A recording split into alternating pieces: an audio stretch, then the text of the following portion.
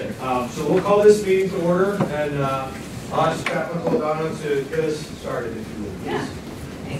Thanks. I'm so happy to be here tonight with all of you in this beautiful place.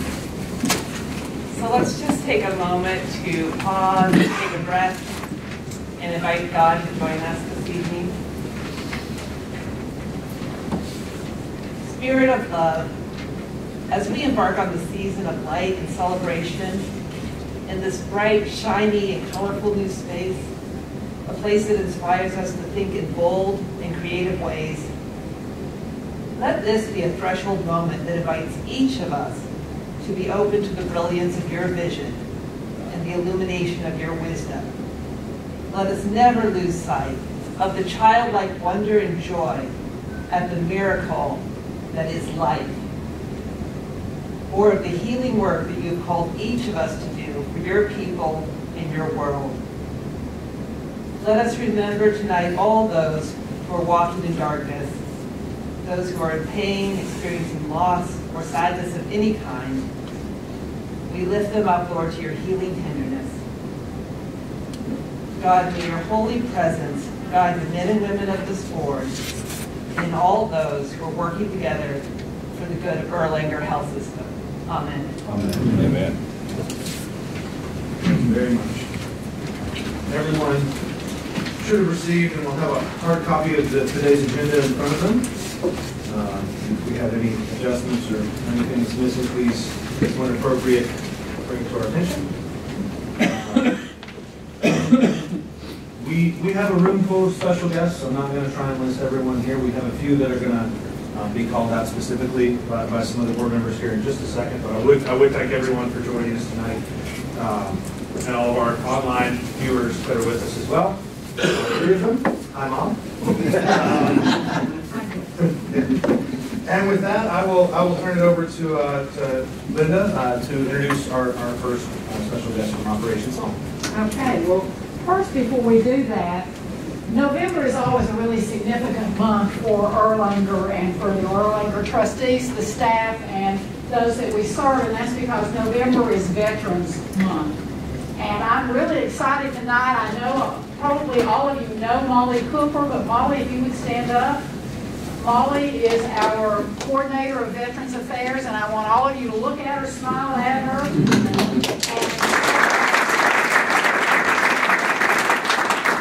And you have been watching much of what we've been doing this month. It continues a pattern that has occurred in this healthcare system since Kevin has been here, and that is an increased awareness of the significance of the veterans in our community and the veterans on our staff. So the next thing I'd like to do, those of you who are veterans in the audience that are part of our staff, please stand up a minute and let us say thank you.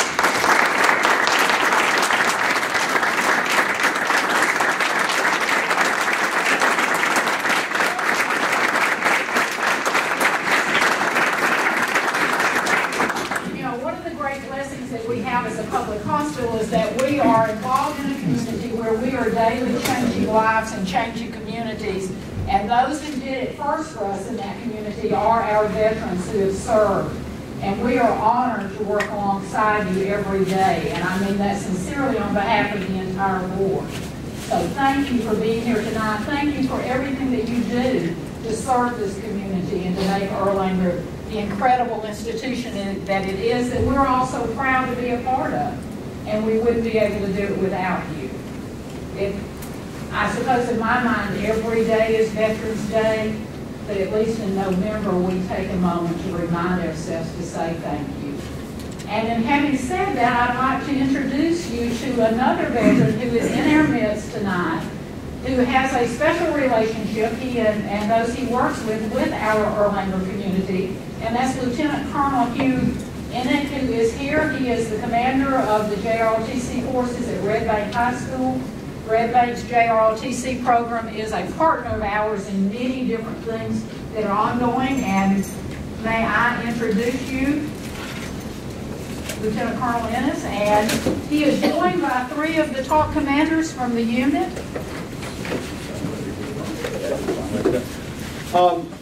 If you don't mind, I'm going to let Sandy Chin, our Colonel Cadets, lead us through the pledge first. That's okay. That would be terrific. Awesome. Thank you.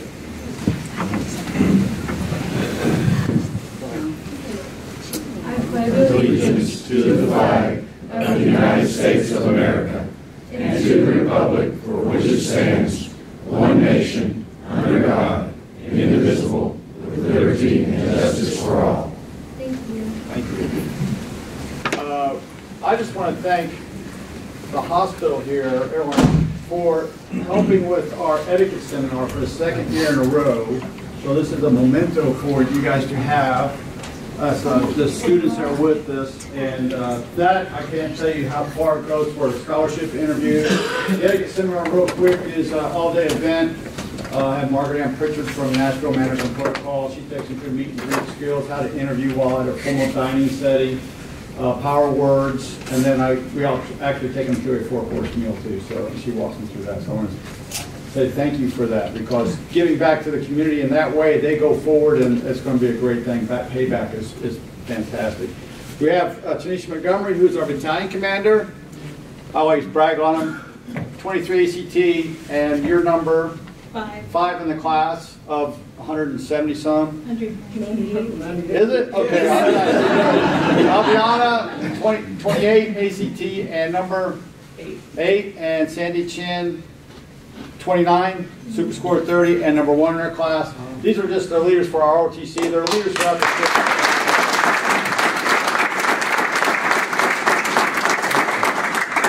So I just want to say thank you again for having us here. Thank you for supporting the program, because I'll tell you, it means a lot to me. That was the 13th year of doing that, and to be able to do it again is just fantastic. So I want to say thank you from the bottom of my heart to you all for allowing us to be able to put that on again. Thank you for allowing us to partner with you. And I don't know about you all, but I'm feeling pretty confident about the future when I look at who might very well be in command. My name is Glenda, in case it's something I do. Thank you. Thank you very much.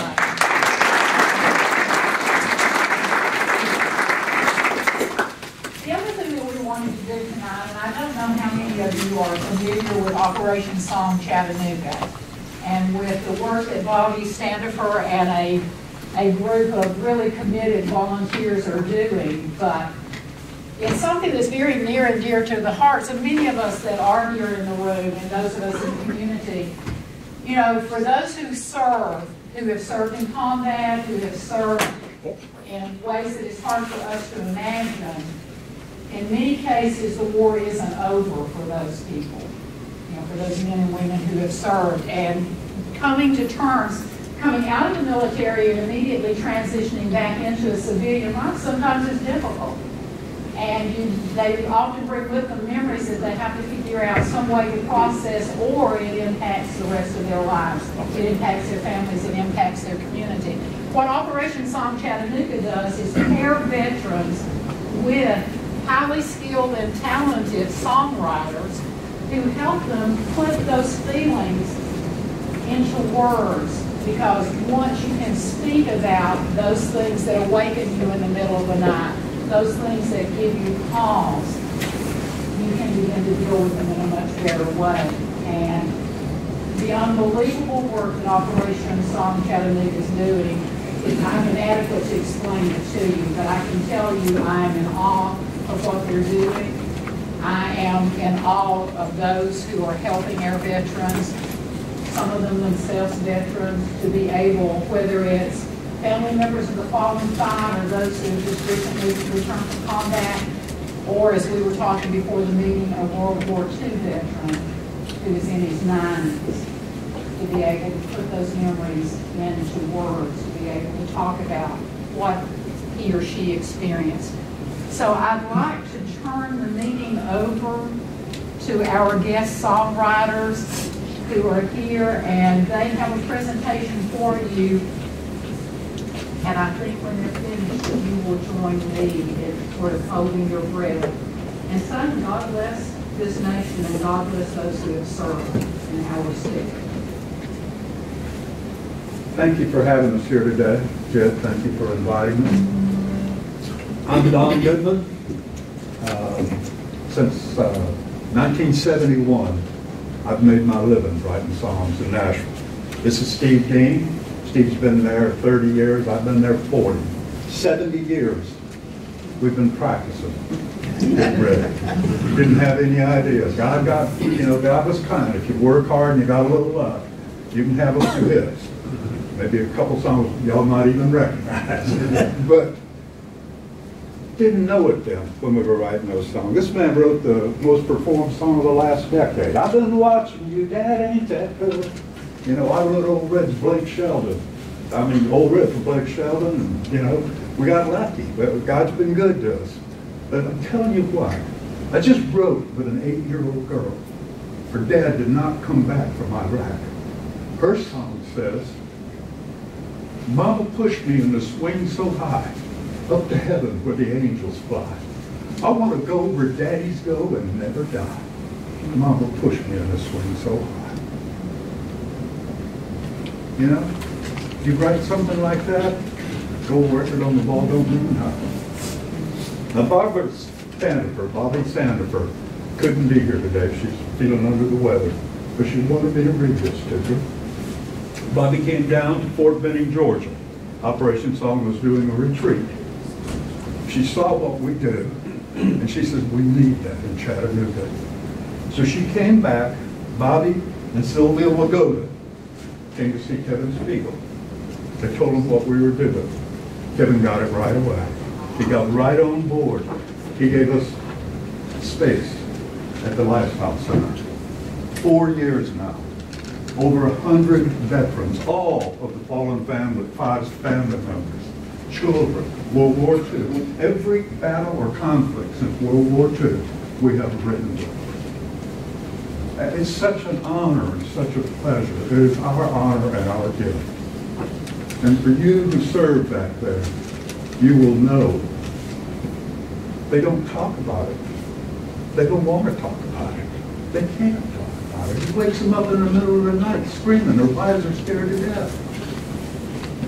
But somehow or another, when we start playing the guitar, they're writing a song. They aren't telling everybody about it. It isn't a confession anymore. It's a project.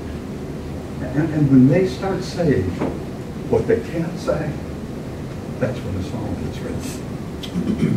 That's when the song gets written. Steve's going to do a song for you right now. You want to tell them about this song? Sure. This song was written with Bruce Wesson, who's a friend of my dad's from Little Rock, Arkansas. I was down there at visiting my father, and he introduced me to Bruce, and we started talking. I mentioned something about Operation Song to him. I said, we'd like to write your song, Bruce.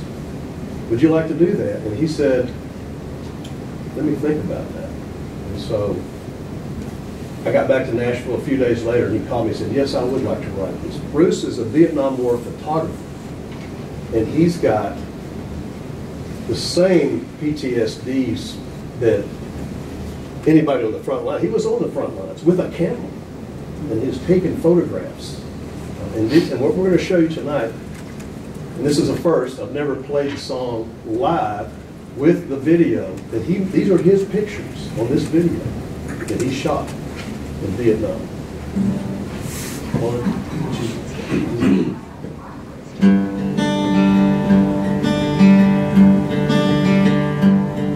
The film went back from Cameron Bay in a classified bag to the USA, but the negatives stay in my mind.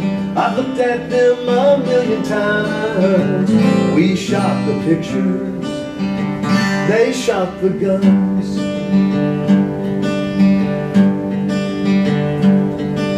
Never belonged, just tagged along.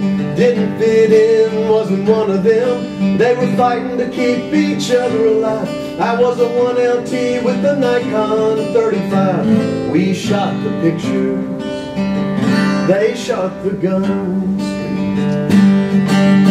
It ain't all in black and white. The blood runs red in the middle of the night. There's a place to hide but no escape. We froze time in a hell of a place, the gallery of war, the late grade 68. We shot the pictures, they shot the guns. While the survivors of a firefight are digging in for a long night, We fly out with the wounded and dead and fight with guilt in a warm, dry bed. We shot the pictures, they shot the guns. It ain't all in black and white. The blood runs red in the middle of the night. There's a place to hide but no escape. We froze time in a hell of a place, the gallery of war, the late great '68. We shot the pictures, they shot the guns.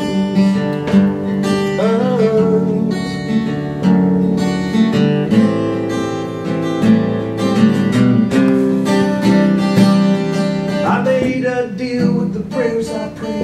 If I live through this, I pay it back one day. When people walk through those halls, they'll see the truth there on display. The orphans, the widows, the soldiers and the pain won't be left in the jungle, standing in the rain. No, it ain't all in black and white. The blood runs red in the middle of the night. There's a place to hide but no escape. We froze time in a hell of a place, the gallery of war, the late great '68. We shot the pictures, they shot the guns.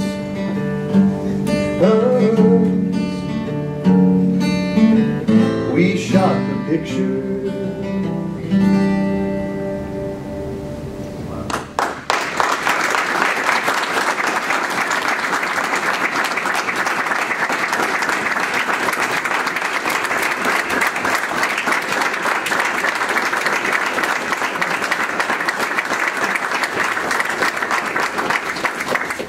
Kevin, thank you for believing.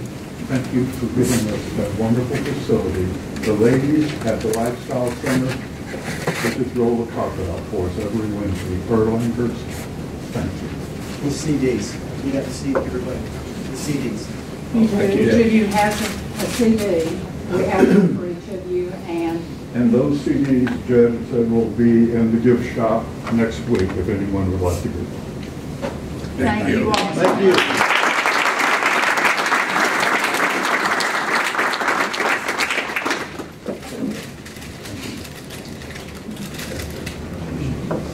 I have a feeling when you go home tonight, this is what you're going to remember other than the things that we're going to do the rest of the time. So thank you, and Kevin, thank you.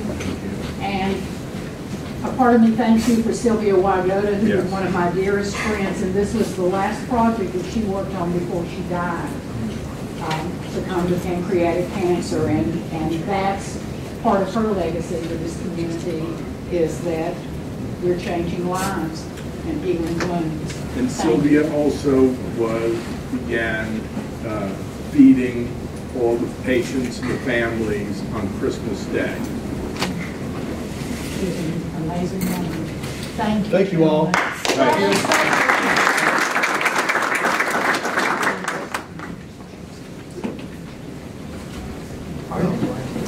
Thank you very much, everyone. I know there was a lot of people involved in that. Remain involved in that, so thank you all for those efforts. Dr. Sizemore, I believe you have a patient experience to... Yes. Unfortunately, I don't see our patient out in the room, but I do want to tell you the story of this patient and recognize one of our valuable team members here at Erlanger. So we've been fortunate over the last decade or so to have Erlanger administration and medical staff support an antimicrobial stewardship program. And as some of you may know, we are in a bit of a public health crisis as it relates to antimicrobial resistance. So we're facing situations where there may not be effective antibiotics to treat infections, and a lot of that is driven by provider overuse and misuse over the last 6 or 7 decades. And so Erlanger has supported that. We're still continuing to build our program even after a decade, trying to make it better. It is now a requirement as of 2017 for CMS participation for all acute care hospitals to have antimicrobial stewardship program. And what that program attempts to do is to promote judicious use of antibiotics throughout the enterprise. We focus primarily on the inpatient setting, but that's what our goal is. And so tonight, in the setting of a patient story, I wanted to recognize our infectious diseases pharmacist. Kyle, if you want to come on up. This is Kyle White. So Kyle was a pharmacy student as we got our program kicked off back in 2008 or 2009. He went on to do, he rotated with us. He went on to do an infectious diseases pharmacy residency, and then has been back at Erlanger now for about 4 years. And so he and I work hand in hand on a daily basis to try to promote good stewardship throughout the institution. There was recently a case, and the reason it's timely that I bring this up now is that A, my time is short on the board, and I wanted to recognize Kyle. Earlier this month, we had National or U.S. Antibiotic Awareness Week. You're probably not aware of that. And secondly, at the end of September, September 28th, we actually had National Penicillin Allergy Day. So we have a day for everything. Yeah. Why this is pertinent will become clear. But the patient that we thought was going to come, she was coming from Still Springs, so I don't know if she had trouble with the weather or whatnot, but it's a very important case where Kyle intervened. She's a 38-year-old lady who had just had her 5th baby back on October the 3rd, and she had a C-section at that time and went home. Developed some trouble after that, some fevers, kind of not feeling well, and was given a couple of courses of outpatient antibiotics, but still didn't get better. And so she ended up showing up at Erlanger and was admitted to the women's service, and they were taking care of her. And she got some antibiotics and was actually starting to feel better up until the point that they were actually going to send her home. And on the day that they were going to send her home, Kyle was reviewing some of the things that he reviews on a daily basis to drive our stewardship program, and he saw this particular patient and noticed that she had bacteria in her blood, which is one of the lists that we look at, because that's a serious thing when you got bacteria in your blood. And so we saw that in her, and then we started to dig a little deeper. Kyle actually noticed that she had a penicillin allergy, and this particular bacteria that she had in her blood was best treated with the penicillin derivative. And then digging a little deeper, we found some warning signs that this may not be only bacteria in her blood, but may be a more significant infection. And the main thing that drove that is she had some abnormalities on other organs of her body, and she had a known abnormal heart valve that she had known about since she was a teenager. And so long story short, and the reason I wanted to recognize Kyle in our program is that number one, I picked up the phone and we called her in a room and tried to figure out what her penicillin allergy was. We quickly figured out that she wasn't allergic to penicillin. And that's important because 9 out of 10 people who report a penicillin allergy are not penicillin allergic.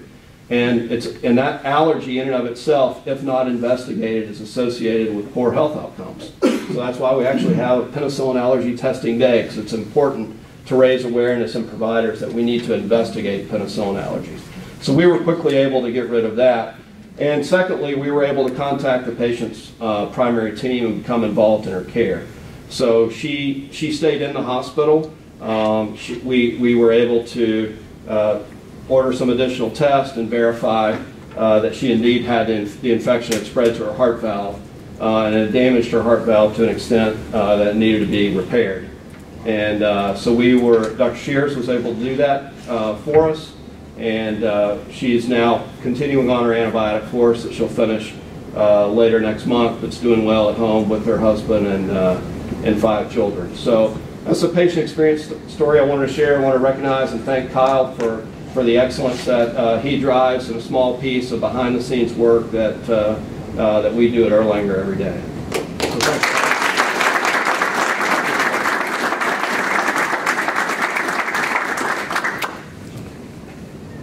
Wow. Well, thank you very much for that work. As oftentimes a detailed person, that's awesome that working those details really found something and really impacted us. So thank you very much for being that person on the team.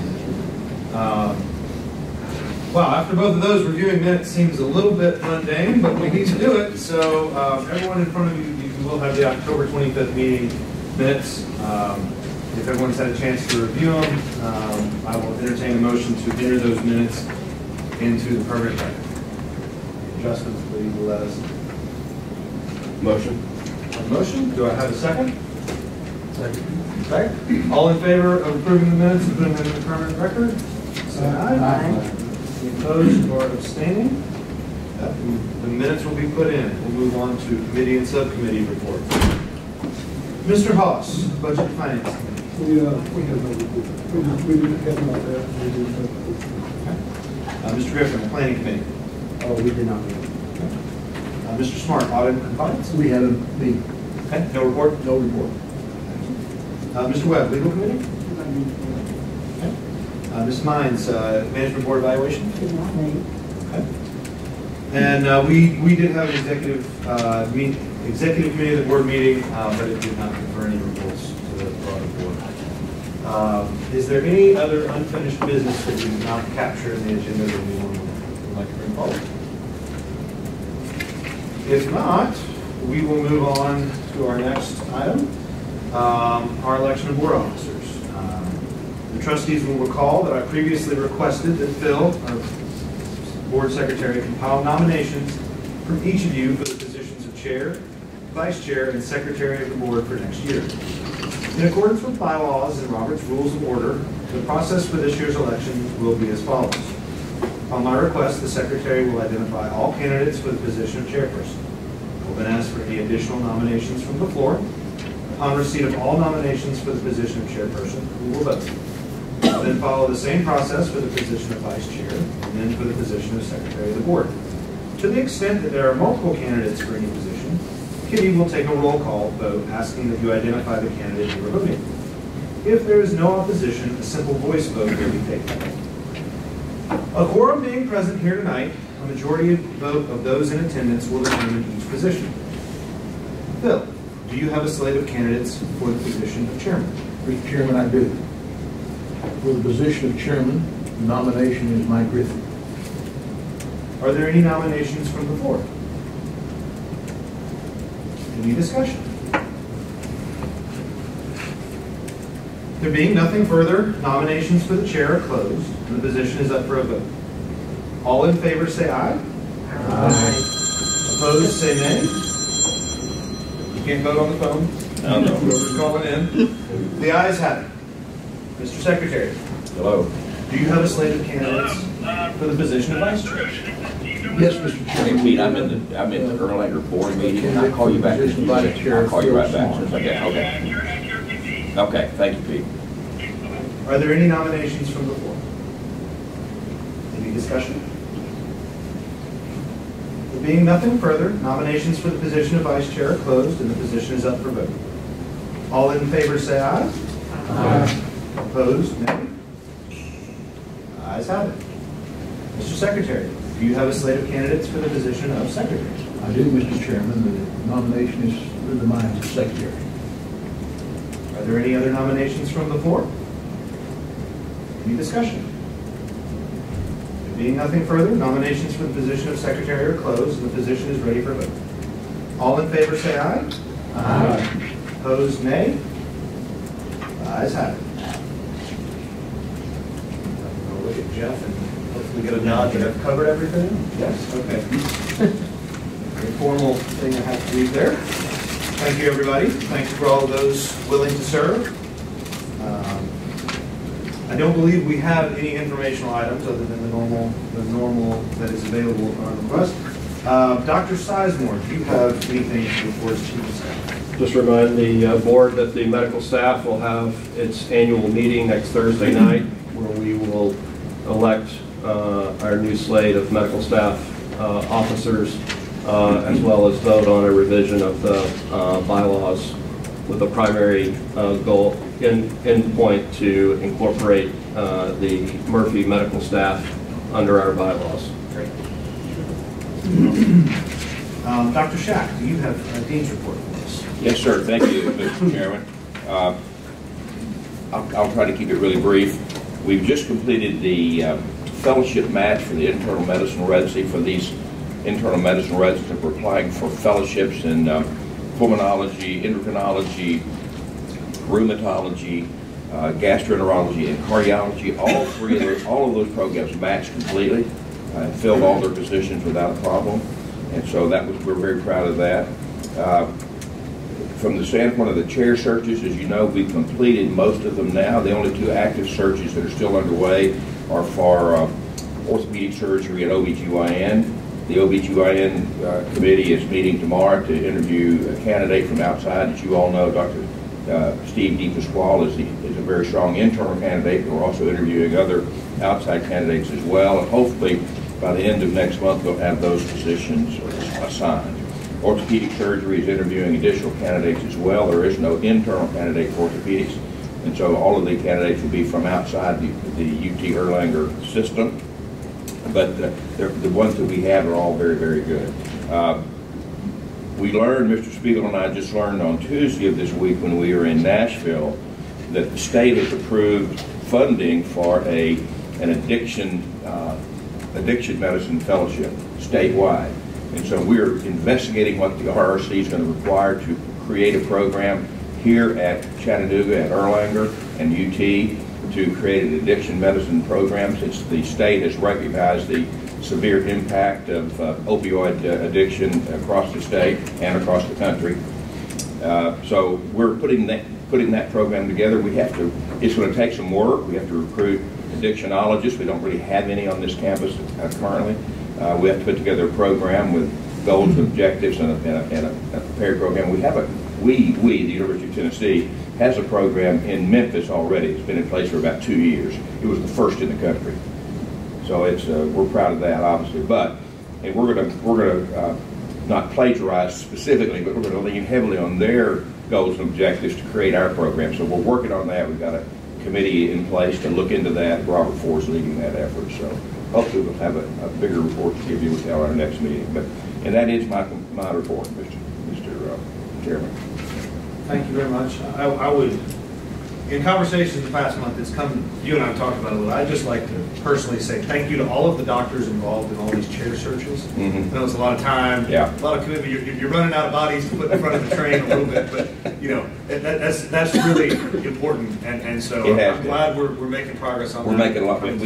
We've already placed 4 or 5 chairs, as you know, and we got 2 more to do, and that'll be happening within the next few weeks. So thank you. Thank you. Thank you, Dr. Schaff. Thank you. Mr. Spiegel, your CEO's report, please. Mr. Chairman, thank you very much. This is a historic moment. This is the first meeting in this building as it's brand new. So I want to kind of congratulate everybody that worked so hard to get this ready for our board meeting, especially Miss Kitty, who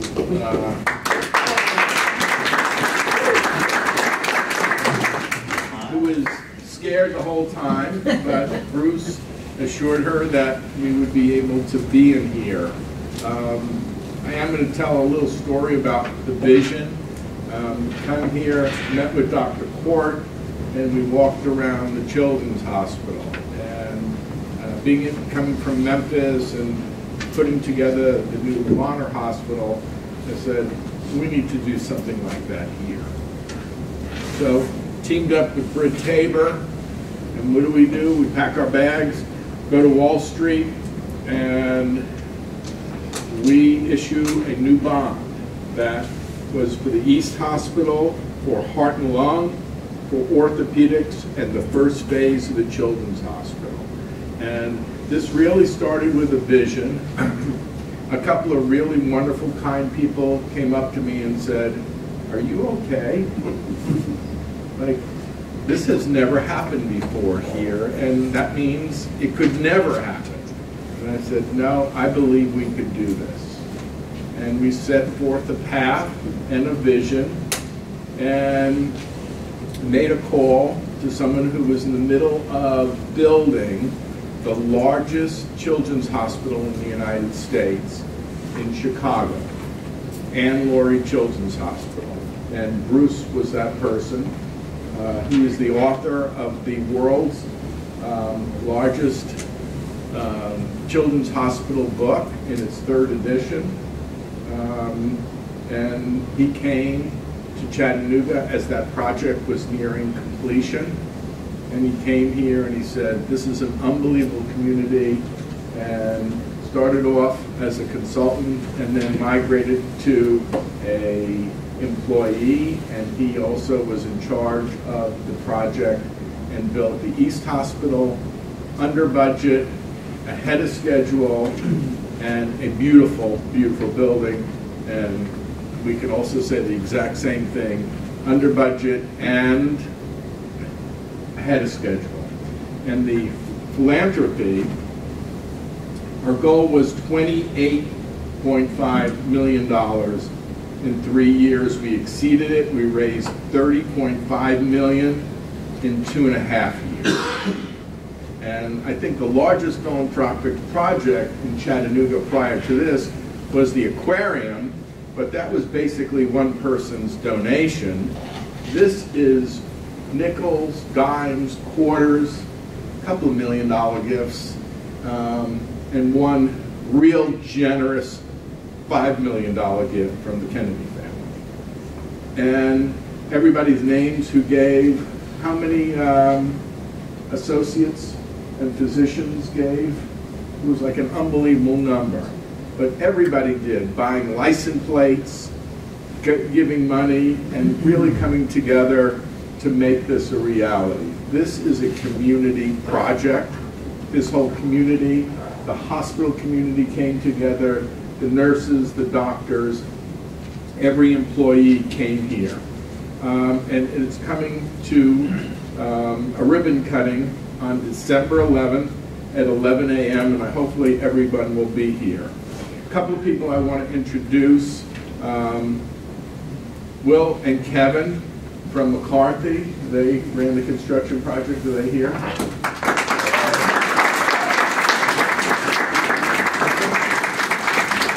And Dan from HKS. Yeah. And of course, Bruce.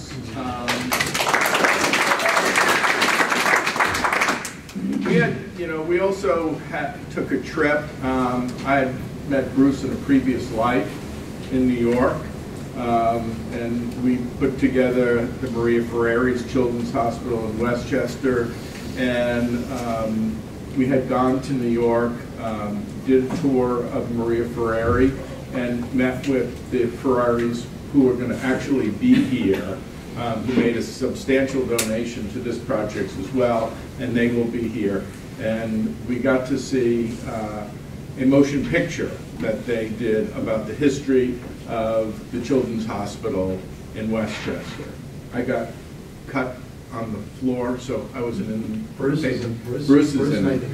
He made it. I wasn't there, but it was a journey, and it took teamwork of bringing everybody together and actually taking this idea and going to Wall Street and pitching an idea to. We were on a road show in Boston. We went to the road show in New York, and then the pleasure of actually ringing that bell and selling bonds, and me getting on the phone with our local banking partner and saying, you better buy it because it's going to sell out in like 10 more minutes. And see all the numbers flying, and it was selling out primarily right from the beginning. One of our investors bought up $30 million in the first 2 or 3 minutes, and then the rest was history. It says, well, this is done, and it happened extremely quickly. But it took a lot of work to get to that part, and it really took together a vision. I'm also going to roll out to the board at the strategic planning meeting, phase 2, which is hopefully going to kick off. I'm going to present it at that meeting, and you're going to start seeing the next phase of where we're headed in the future, which is also really exciting. Again, December 11th at 11. Also, heart and lung update. We completed 100 TAVR procedures. This is the endovascular aortic valve that is performed by our Chief of Structural Cardiology, Matt Wiss. And also, we have sent out, everybody hopefully received my Thanksgiving message, and we also sent to every employee, associate, and physician our new annual report, which hopefully you and your families had in time for the Thanksgiving holiday. Also, the Christmas tree lighting is December 12th at 1:30, and I want to take this opportunity to wish you and your families healthy and happy holiday season. Mr. Chairman, that is my report. Any questions or commentary? See the rest of the board? All right, I will point out to everyone, we do have a scheduled board meeting on December 20th. It is, I believe, on the schedule tentatively, if we have business to discuss. I know often we don't have that December meeting 5 days before Christmas, but we keep it on the calendar in case something comes up because we are, that's a prudent thing to do. So please hold that on your calendar, and as soon as we have confirmation, we know whether or not we need to have that meeting, we'll let everyone know. One question of order for tonight, we're doing our credentialing meeting here. So we are going to adjourn here, and then we're going to ask everyone, because we have to do that in a closed session, we'll ask everyone, take 5 or 10 minutes, but we have plenty of space out there. There's ice cream over there that you can get, and there's lots of pretty things to see. And then call it 10 minutes, 5 minutes? I think 5 minutes. 5 minutes. 5 minutes, we will reconvene. Yeah.